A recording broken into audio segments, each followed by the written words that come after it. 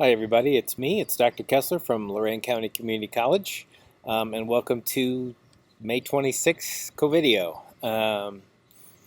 First of all, I got a little apology here. I do not know my temperature today on account of because my thermometer has been overused lately and has run out of batteries, and I will quickly get one of those so I can um, tell something about myself, so I'll be able to figure things out about whether I am sick or not, or in the process of getting sick. Very important piece of equipment that I have to keep up and running.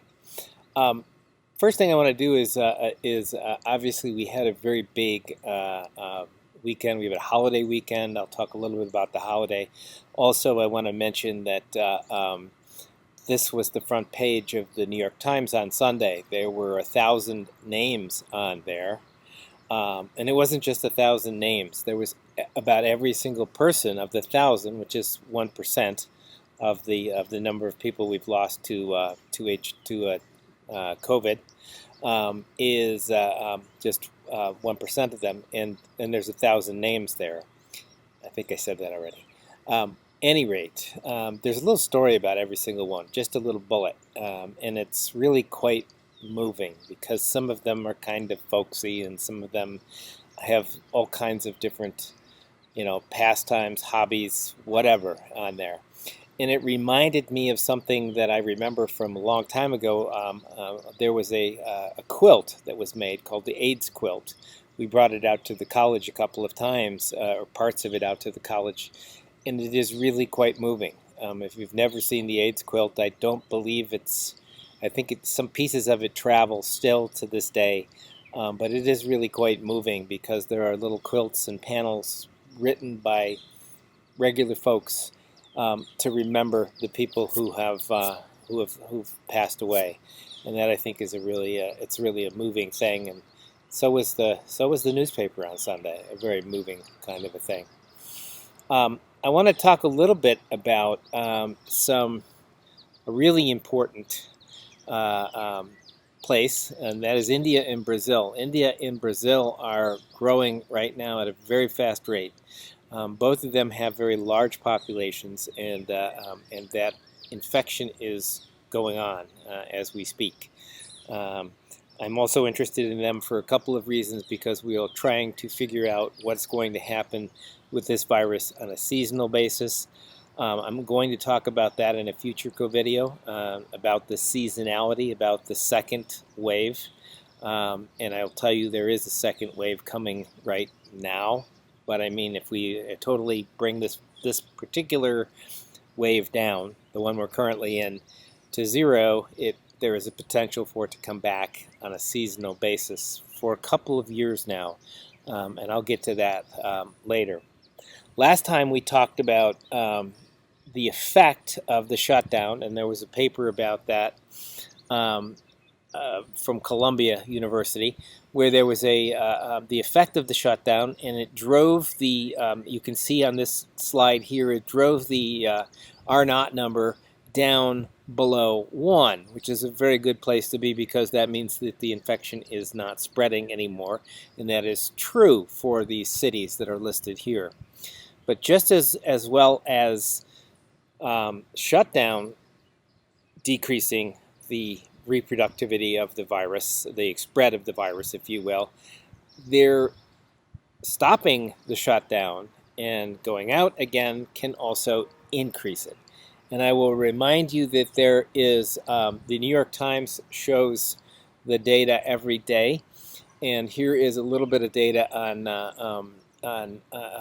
the places where the virus is going up. Ohio is officially listed as a place where the virus is remaining steady, along with a lot of places.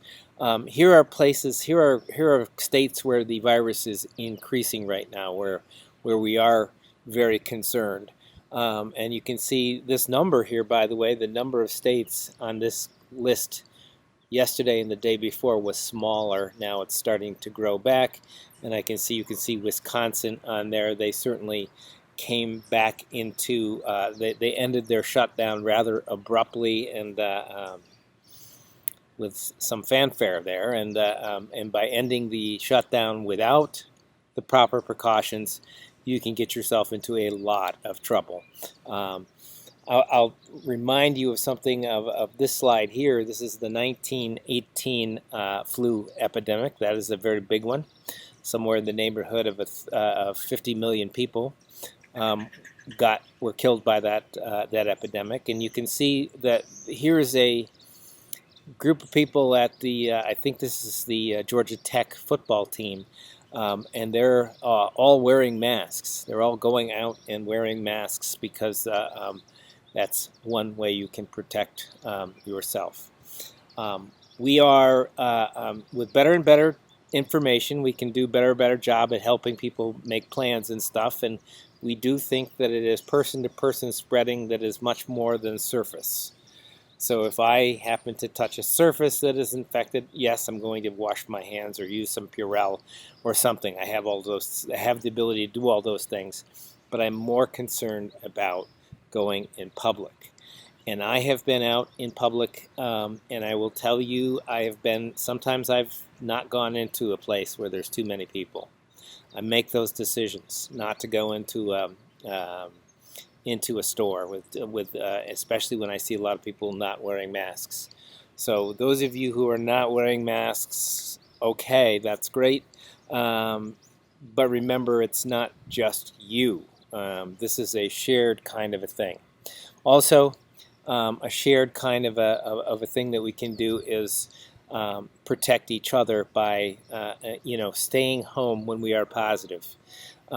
Staying home, that isolation of 14 days after being positive is something that is going to be tremendously useful. And I know it's hard to stay home when you don't really feel sick, but you are sickly to other people.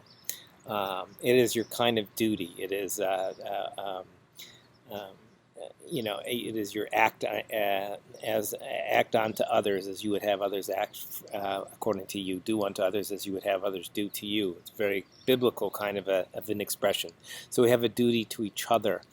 And it's also, let's honor those people all of those people who I talked about at the beginning, who have the 100,000 people in the United States and the 300,000 that have died worldwide.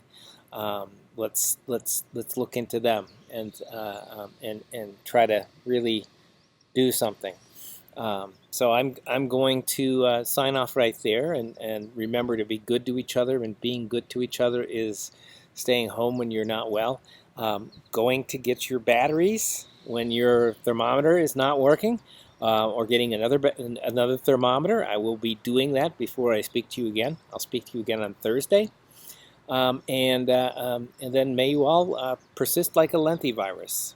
Thank you.